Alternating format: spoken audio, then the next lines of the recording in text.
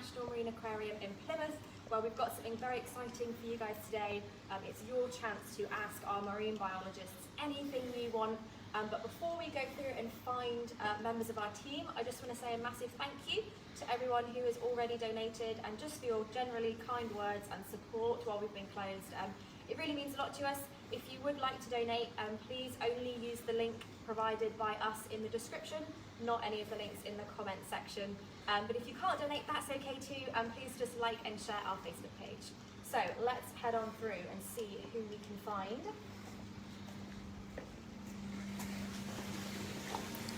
This is our Plymouth Sound area. We've got Esther here. And we'll just head on through here and here we go.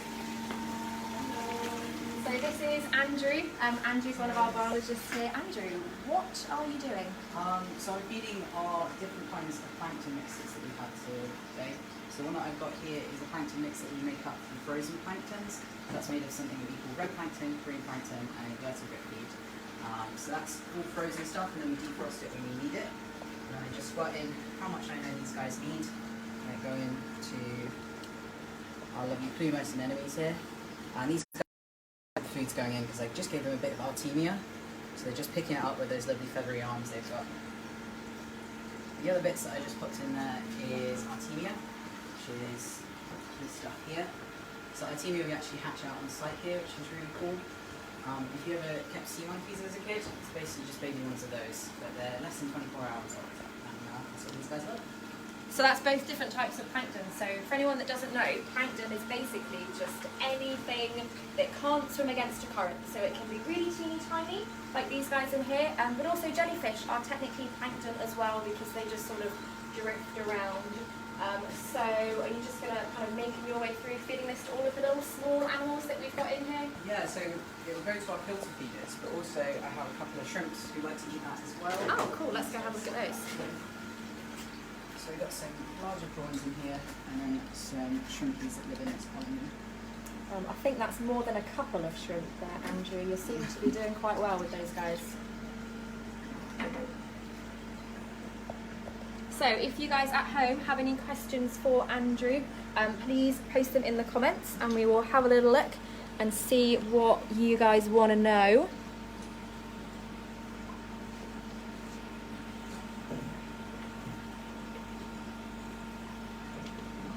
So Andrew, Sarah would like to know, what course did you do at university to help you with your career choice? So I'm actually a bit of an oddball. So I first did an animal management degree, which is similar to a diploma, which is similar to A-levels, and I did that at the Berkshire College of Agriculture, and that was generally on animals. And then after that I got a job at Legoland Windsor Resort and learned a lot there. But then I did a foundation degree at Cornwall College, so those guys are really fantastic, little college, and I learned a lot that I did there, but I didn't actually finish the degree, but I would recommend finishing it, just I'm a bit of an oddball. Sorry guys, I just need to get down to the other side. That's alright, carry on, whatever you need to do. So all of the animals in this area are ones that we find right here in Plymouth, so these are all local animals. All of the ones that Andrew are feeding, and also these corals just in this tank just down here.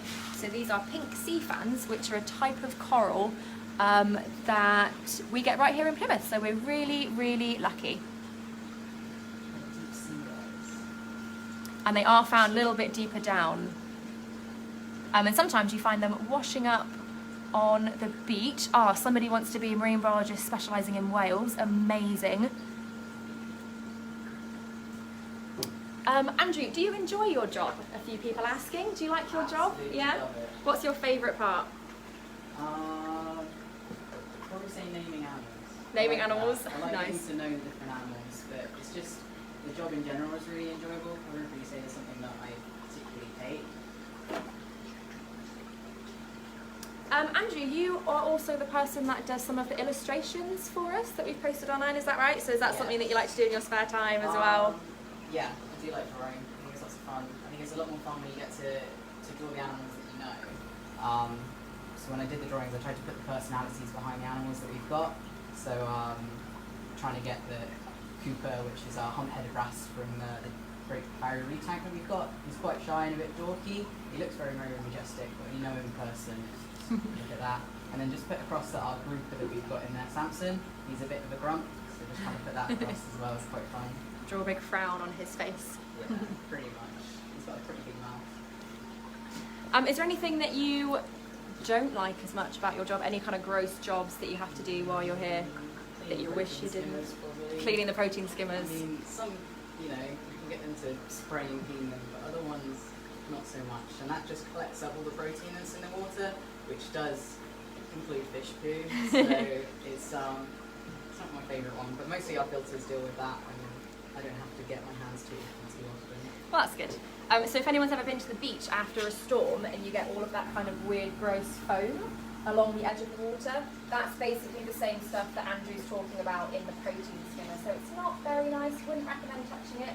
It can be a little bit greasy as well. So don't blame your Andrew for not really liking doing that. So as filter feeders, our lovely corals here, Andrew is just giving them some plankton as well. So keep your questions coming in.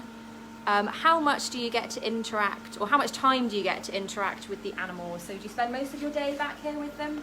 Pretty much. It depends on the species. Some species really, really like to be hands-on and like to have your attention. So things like Noodle, which is our common octopus that we've got, she's very, very grabby. She wants to have your attention. So it doesn't really matter if you're cleaning her tank or you're feeding her. She always wants to somehow be interacting with you. But then you'll have other animals that don't seem to care so much. But you'd be surprised how many fish do actually recognise you, and they recognise individual people. So us as biologists can go around the front of the tank and stand in front, and then they get all excited and be like, "Oh, look at this! That's the biologist! They're gonna feed me!" They're gonna feed me. Our snipe fish that we got down the front, those guys are really good for it, and do recognise people when you stand in front, which is really sweet. On the subject of food, a lot of people are asking about the kinds of foods that the animals get. Do they all have the same food, or what would happen if you gave an animal the wrong food, or if it stole someone else's?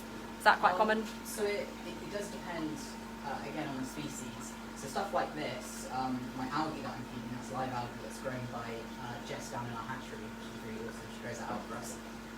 This, it would be appropriate for some of our larger animals, and even some of our smaller animals. If I gave it to my shrimps that we showed earlier, they wouldn't eat it. But if you give them a larger piece of algae, then they might. But it's all about tailoring what kind of food that we have available and what they would eat in the wild to put it in. So half my job is actually feeding animals, the other half is maintaining and things like that. I've got the lovely Esther at the moment who's helping out with feeding.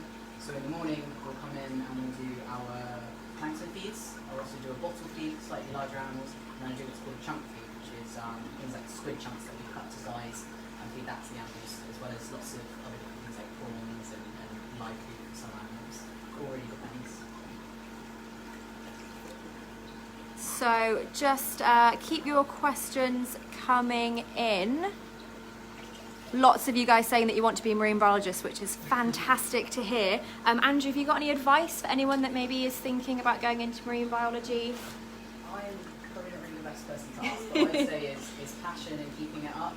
The more you can get involved. I'd say that sometimes it's quite a long journey, and if you just sort of start your expectations low and then slowly creep them up, and hard work is noticed as well. I think that's what's really nice. And yeah, you do a good job and everyone appreciates it, not just the animals. Fantastic. And before we leave you, what is your favourite marine animal? Black-tip reef sharks, but a very, very close second with bullhuss. Bullhuss. We've got lots and lots of bullhuss here. You've named those guys yourself as well, haven't you? Fantastic. That's right, we'll spread the word, don't worry, don't worry. So we're going to leave Andrew now, and we're going to head out around the aquarium and we'll see who else we can find. So thank you so much, Andrew. We'll see you soon. Guys. So please do keep your questions coming in. They're really, really great to hear. So we're just going to walk through the front of the aquarium, the bits where all of our public get to go, and we'll see who else we can find. But in the meantime, I just want to let you guys know that this week is actually National Biodiversity Week. So on Friday, the 22nd of May, it's the International Day of Biodiversity. So that basically means biodiversity is how many different animals there are out there. So why not on Friday head outside where it's safe to do so, maybe have a look in your local pond or river, or if you do live by the sea, and see what kinds of animals you can find living there. And if you can't get to the sea, don't worry, because all of those ponds and rivers, all of that water, it's all connected to the ocean, so you can still go out and be in touch with the sea even if you don't live quite close enough to get there yet.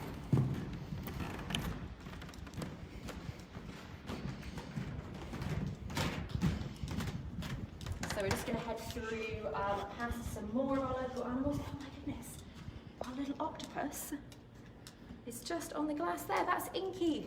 That's our little curled octopus. So if any of you watched our octopus feed before, you'll know that she's actually normally quite shy. So this is quite amazing. So Inky, like I said, is a curled octopus, so it's a kind of octopus that we would find here in the UK. We get lots of different kinds around the UK, and actually, even though we kind of think of really warm tropical areas as having the highest biodiversity, like the Great Barrier Reef, we've actually got lots and lots of different animals here in the UK as well. So we are really, really lucky. We get sharks, we get dolphins, we even get turtles sometimes, and lots of pretty cool fish, just like these guys in our Eddystone Reef tank here, where I can see Marcus doing something very official with his clipboard. So let's go find out what he's doing. So Marcus is the curator of the aquarium. So do you want to just tell us what that means? I wish I knew. So I look after the husbandry departments and the displays. So that's running, looking after the HR side of things, so making sure everyone's happy, making sure we have enough supplies in the building to feed the fish, carry out repairs, run our systems, and thinking about the future of the displays as well, and how we're going to develop and what animals we're going to put in, and conservation projects, that sort of thing. So it's pretty all-encompassing. Pretty varied job then, yeah. Yeah. So what are you doing right now? Obviously I've got a clipboard, so it was very Very official. important, official, yeah, I of course. didn't go and steal this from a desk earlier on. So obviously we're about to open up to the public, hopefully. Normally this time of year, spring, early summer, we'd be out collecting animals potentially. For displays, we'd be working with other aquariums, bringing new livestock. Obviously, we've not been able to do that this year. It's been a bit disjointed. So we're just going around, making up a plan at the moment. What do we need to do before we open? What tanks need a bit of a refurb, a bit of a clean? What animals can we move around? Just to spice things up a little bit, because it's been a difficult time for everyone, but it doesn't mean we can't change things. And hopefully have a few new species in, or a few new animals, that sort of thing. Cool. So quite a lot of work for you to do, but I'm sure you're up to the challenge. What's your favourite part of your job? If it's so varied and you do lots of different things, anything you enjoy particularly? It probably took me about 15 years to work it out, I think. It's actually training people and bringing through the next generation. Really love getting people enthused. There's all these amazing things I wanted to do when I was younger in my career, and I never really got the chance to do it. So I'm trying to do it by proxy now. But it's all these people that we've had come through, like our internship program, and people who volunteered with us, seeing what they're doing now and seeing the amazing projects we do. I mean, we have people who volunteered with us working on pretty much almost every continent in the planet, including down in Antarctica. And I don't think it's all down to us, but it's been great to know that we've played a part in the work they're doing. Absolutely, yeah. So that's really fulfilling. So what did you do before you worked here?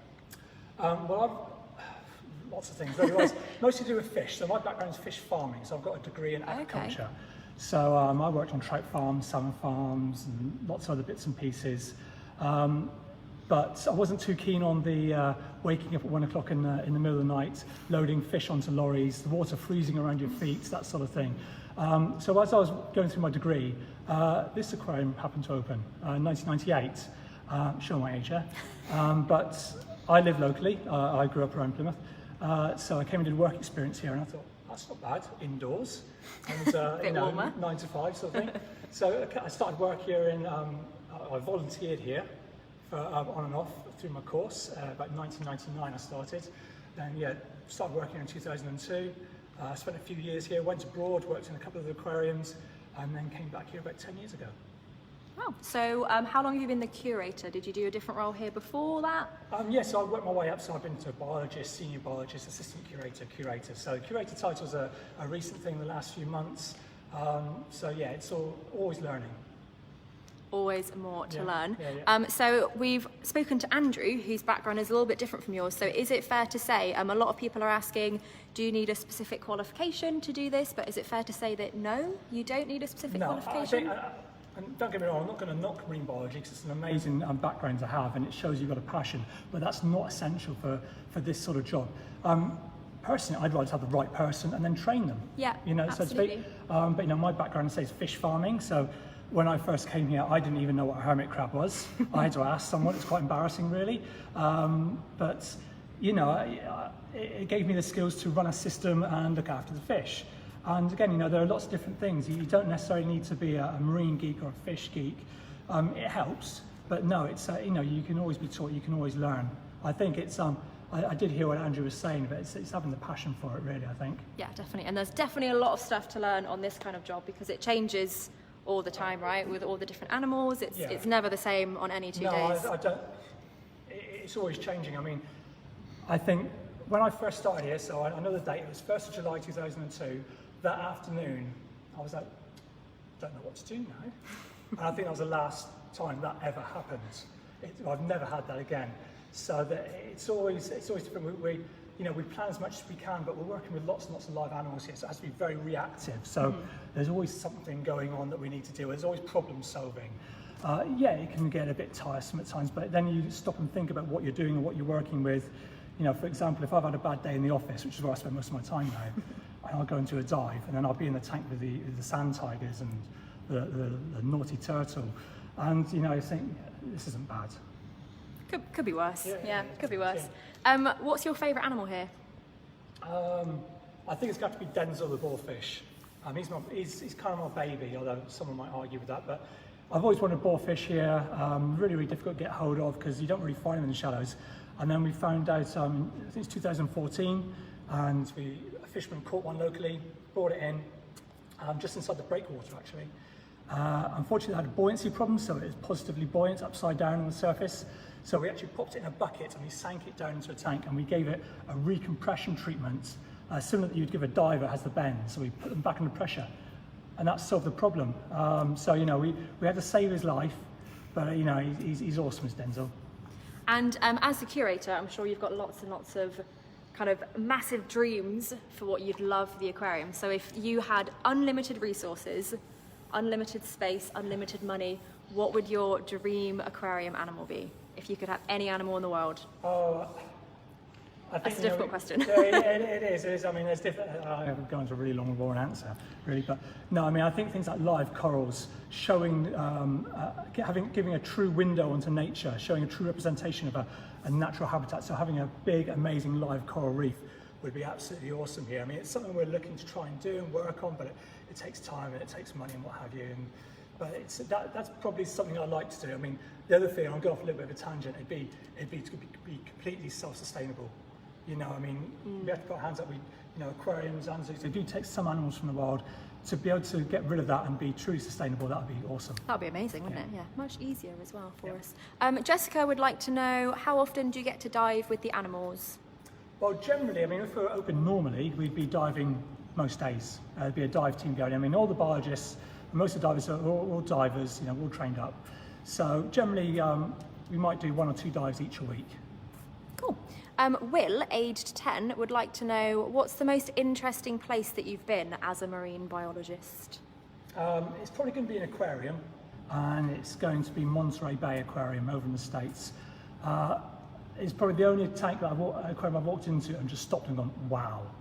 And just the scale of it and just the animals that you saw. But what was really refreshing is that their ethos, how they operate, is very, very similar to ours. They work with a lot of native species. They're all about the conservation work as well. So that was really good to see. But yeah, Monterey Bay Aquarium, bit of a pain to get to, but you need a few quid. But if you ever get a chance to do at the moment. It is awesome. I mean, it's generally got the reputation of being one of the best in the world, and it's justified. It's definitely worth a visit over there, and a visit here as well. Definitely. Not just here in the UK. I like to think of us as the Monterey of the UK. Of the UK, yeah. Biggest aquarium in the UK, so not far off. What is our biggest shark? A few people are asking that, Marcus. So it's either going to be the lemon shark or it's going to be Howard, the sand tiger shark. I mean, they're both similar sort of sizes, probably about 2.5 meters in length. and they're both probably similar sort of weights, about 150 to 170 kilos. So they're both pretty big. Pretty big sharks. Do you ever get scared diving with sharks? No, not really. I mean, you learn to read them, see how they behave and what have you. You know that if a shark drops its pectoral fins and starts zigzagging through the tank and comes at you, it's not happy, it's probably time to get out. But in 20 years of aquarium diving, I've had to get out of the tank once. And that, just because we were in the shark's territory and it didn't like us being there. But no, generally they're more scared of us. It's just a lot of respect. Cool. Do you have any advice for anyone that's interested in going into marine biology or just marine conservation in general? If you're looking at it for a career, it's got to be volunteering. I'm not looking for free labour here. It is the way. That's the way of the world right now. It really is about volunteering, and I would always say, in an ideal world, if you've got the ability to volunteer, go to the best place in the world that is associated with that industry. But that's great, but we don't all have that sort of money. So, just anything, if it's marine conservation you want to get involved with, loads of people want to come here and volunteer, so not everyone gets a chance. If you can't come here, there are lots of marine conservation organisations around the southwest that you could work with. Go and help with a litter pick. All these things look really good in your CV and it shows you've got a passion. So, it doesn't have to be specific. Just, show that you have that passion for the marine environment, and you never know where the experience is going to lead you. Who you're going to meet, it's all worthwhile. Cool. And Amelia, aged 8, this is your last question before you get back to your important clipboard things. What's your favourite sea animal? Well, apart from Denzel, obviously, I really like blue sharks. They're beautiful. They're awesome. Cool. Well, thank you. We'll let you carry on. Thanks for speaking to us. No problem. We're going to head down this way and see who else we can find. So Marcus mentioned volunteering, so there are lots and lots of different roles here at the aquarium. One of those is through our volunteers. But actually, in the National Marine Aquarium and the Ocean Conservation Trust, I'm just going to pause because I just want to show you these guys because they're really cool. These are our sea nettles. So this is the first time that we've actually bred this particular species of sea nettle here and got them to this amazing size. I think you will agree. Oh, they look pretty impressive, I think. They just look incredible, their colours and the way they move around. So sea nettles are a type of jellyfish, which, as we mentioned earlier, is a type of plankton. So they just kind of float around. They can't really swim, they just kind of pulse their bell. So that's this kind of domed bit at the top there. They pulse that to help them move around in the water, but they can't really go against the current. They're not quite strong enough for that. So, as I was saying, here at the National Marine Aquarium and the Ocean Conservation Trust, there are lots and lots of different departments. We've got lots and lots of different teams, from housekeeping, cafe, the shop, our engineers, our biologists, marketing, like the amazing Ollie, who's provided all of these videos, so big thank you to Ollie, and human resources, admin, finance, education, all of those different things. So it might be that you want a job that helps in ocean conservation, but you're not very sciencey or that kind of thing, but every single one of those departments here, all of those people contribute to ocean conservation in their job. Every single one of them, it's really important what they do because it helps the aquarium and the Ocean Conservation Trust to function. So without them, we wouldn't be able to function, we wouldn't be able to run our conservation projects, or inspire you guys to protect the ocean too. So there are lots and lots of different ways that you can get involved, no matter what you're good at or what you're interested in. There's always something that you can do. So we are now down by our lab, where Ian is just inside here. We're just going to pop in. He's doing something pretty cool. Let's go check it out. Hello, Ian. Hello. Hi, everyone. So Ian is one of the biologists here, and he's doing something very sciencey with lots of numbers and pots. Ian, what are you doing? So I'm doing the weekly water chem. So that involves going around all of the systems. So we've got 28 systems in total in a minute. It does vary depending on what's running and what isn't. So if you look here, we've got all these little sample pots out. So each one of them is a sample from a system. So I'll go around in the morning and take a sample and then bring them back here in the afternoon. I'll go through them all and run a whole range of tests on each one. So at the minute I'm doing salinity. So I use the refractometer here, this fancy bit of kit, and that will measure the salinity, so how salty the water is. We have to keep them in a certain range for the fish to be happy, so I'll make sure that everything's tickety-boo. So somebody would like to know, do you keep fish together that would normally be found together? Do they have to stay together in the same kind of environment? Yeah, we try to do that as much as possible for various reasons, just because they go well together. It makes sense from an interpretation point of view for education. It's not always possible though. Sometimes we have to move things around depending on the requirements, but as much as possible we do try to do that, yeah. So apart from just how salty the water is, what other kinds of things do we need to monitor in the water? So once a week I'll go through and I'll do the temperature, the dissolved oxygen, the pH, the salinity, which we'll do just now, also ammonia nitrite and nitrate. So they're the kind of the routine things that we do every week. On top of that, depending on requirements, we'll also do things like calcium, magnesium, and things like that. Everything's actually up on this board here. If you scan across that, you'll see some of the other stuff as well. So different animals in different systems need sort of a different range of requirements. So like one fish might need a certain salinity, but a different fish might need a slightly different, that kind of thing? Yeah, so you can actually use salinity as a medical treatment. If there's certain parasites that can be found on fish, they're quite common. Sometimes they get to a higher level, and to bring it back down again, you can actually reduce the salinity, use it as a treatment. And then things like nitrates may not be that critical for a lot of fish, but for corals they are. So for the coral systems, we want to really maintain that at a low level. Cool. Someone would like to know, do you ever have to operate on any poorly fish? Yeah, it has happened. We don't do it too often, but when required, we have a specialist vet who can come in and she can do the operations for us. Depending on how complicated it is, there's some things we can do ourselves, but we've had some pretty in-depth surgeries, so cesarean section, for example. Wow. So yeah.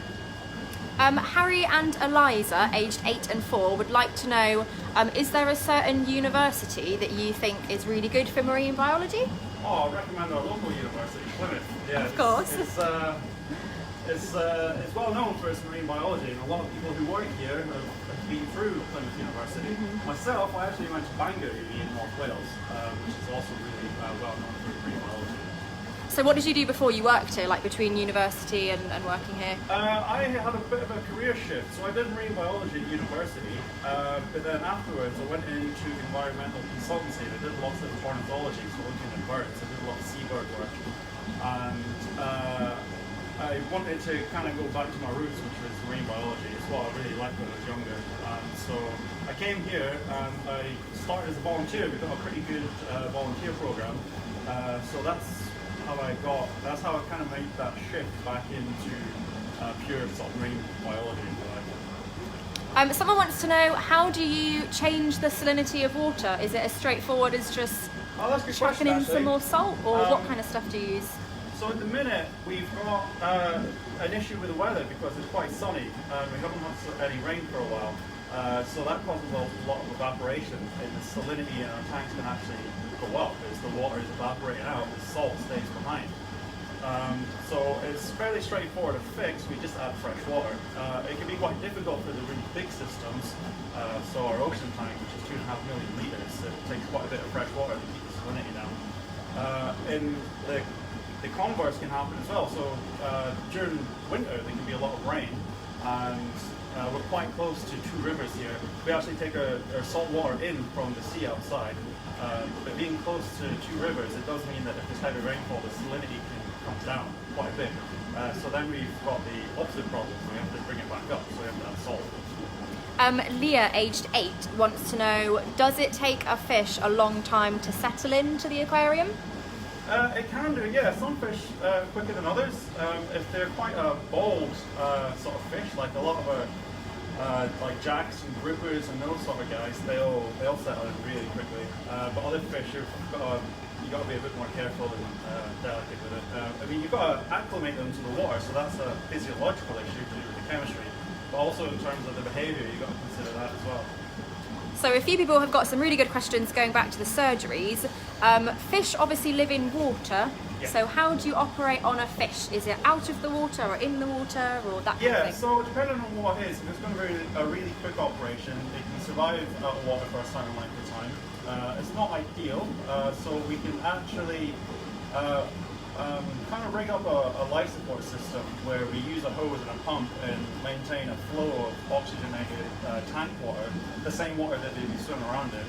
Just keep that flushing over the gills while we carry out the surgery. Sometimes the fish is put under general anaesthetic as well for that. Cool. What's your favourite part about working here? I quite like that I get to do all the brainy stuff here, and also it's kind of a physical job as well. We do a lot of heavy lifting and cleaning, and we have to dive in the tanks, and so there's a lot of variety as well. I quite like that side of it really. I don't spend all day sat down. I get to move around and do lots of different things. It's a very varied job as well. We were talking about that with Marcus earlier. There's lots of different things you do, and you mentioned diving as one of them. What's your favourite tank to dive in? It's called the ocean tank. Ocean tank. So that's the one with the big sharks and the turtle. Yeah, yeah. How do you feel about him when Oh, you I like dive him. in? I like it. Yeah, yeah. You have to handle him a certain way. It doesn't always go well. Sometimes he can be over enthusiastic. It's nice though that he'll come over and engage with us and interact with us, even though we don't feed him. So in that tank, we don't actually feed any of the fish on the dive. We feed them just from the surface. So in a lot of tanks, the fish will come to you just purely because they associate you with food. In the ocean tank, we don't feed, so if they're coming towards you, it's just because they're interested. So I quite like that. Jack, aged 11, has an interesting question. Are fish's organs similar to ours? Have they got similar sorts of things going on? Yeah, a lot of there's some basic similarities, like a heart. They don't have lungs, obviously. They have gills instead. So, bits are similar, bits aren't. Yeah. Cool. Some really good questions. What animal is the hardest to feed? That's from Sophie and Tom. Oh, probably some of our like sessile invertebrates. So the ones that don't really move. Yeah, corals and things like that. They have to have certain water conditions for them to be able to feed in the first place, and then you've got to get the right kind of food. Any babies, any kind of larvae is quite difficult to feed as well. Certain animals are very easy to feed, they'll eat basically anything, so you've kind of got the opposite problem there. Do many of the fish steal food from others? Do you find that in the areas that you work in? Friday Yeah. is notorious for that. He's a herbivore, vegetarian. We feed him lettuce and peppers and plants, but he'll steal the fish food. He's not supposed to. Theo, age 6, wants to know, how often do you have to clean the tanks? Oh, as often as possible. We try to dive in the big tanks at least once a week to keep on top of it, twice a week if possible. The smaller tanks we'll do every day.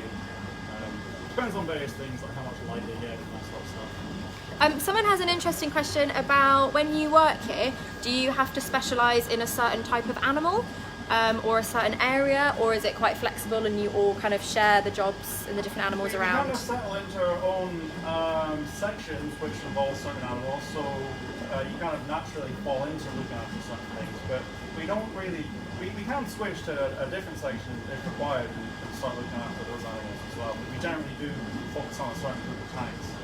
What's your favourite animal here? Oh, that's like asking a parent who their favourite is. That's a great answer. Yeah, like I was saying about Friday, I like the ones that interact with you independent of any food. That's quite good. I like the groupers we have in Ocean Tank, they're very engaging. There's a little guy we've got off display, so not many people see him. He's a masked ray, and he's quite happy. I quite like him. It's good fun to feed. Let's see. What's your favourite fish just in general? Not necessarily one that we've got here, but favourite sea animal out there? Well, because of my ornithology background, I do quite like seabirds. We don't have any here, but if I was to go for something outside of this place, I'd probably go with something like, I don't know, a gannet. Unusual They're choice, pretty maybe, impressive but though, yeah, they're pretty cool. Just one last question, a few people have been asking. do fish sleep, and do we turn the lights off for them at night? Yeah, we do try and replicate a sort of 24-hour light cycle for them. A lot of fish do sleep. It's not quite the same sleep that we have, but it depends on the species. A lot of the pelagic fish basically don't really sleep. A lot of the reef fish do, so it's not black and white. Cool, well thanks for that, Ian. We'll let you get back to doing all of your water chemistry. Good luck with it, and thanks for talking to us. Okay, all right. We're just going to head out here.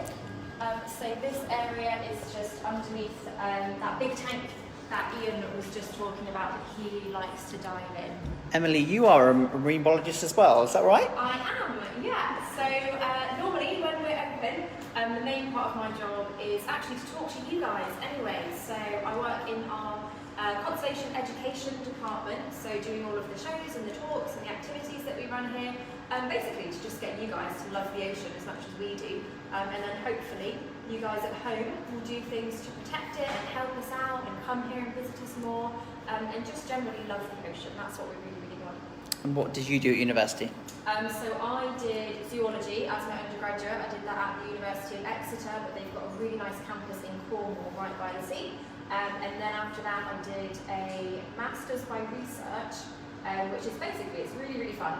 You get 2 years to just come up with a question that no one's answered before, do a whole bunch of experiments to find out the answer, and then just write a big report on it. So mine was a bit more marine then, so my undergraduate wasn't really marine based, but that's when I kind of switched to a bit more marine specialised, and I looked at noise pollution and how it can affect shore crabs. So the little crabs that we find most commonly around our coastline, how the noise from boats can affect them. So that was really, really cool. That was a different side of marine biology again, because that was hands-on research. And some of that research has now been published, so other scientists can use it to find out more things or help to put certain policies in place to protect different marine life. So there's lots and lots of different things in marine biology that you can do, apart from just working in an aquarium. There's research, education, as well as obviously what our biologists here do as well. And what's your favourite animal? Oh, I was worried you were going to ask me this. I really like pufferfish. They just look a bit funny. They look a bit like potatoes, I think, and they just always look really happy and smiley. So they just always make me smile whenever I see them. We have got some pufferfish here actually in our tropical section with all our warm water fish.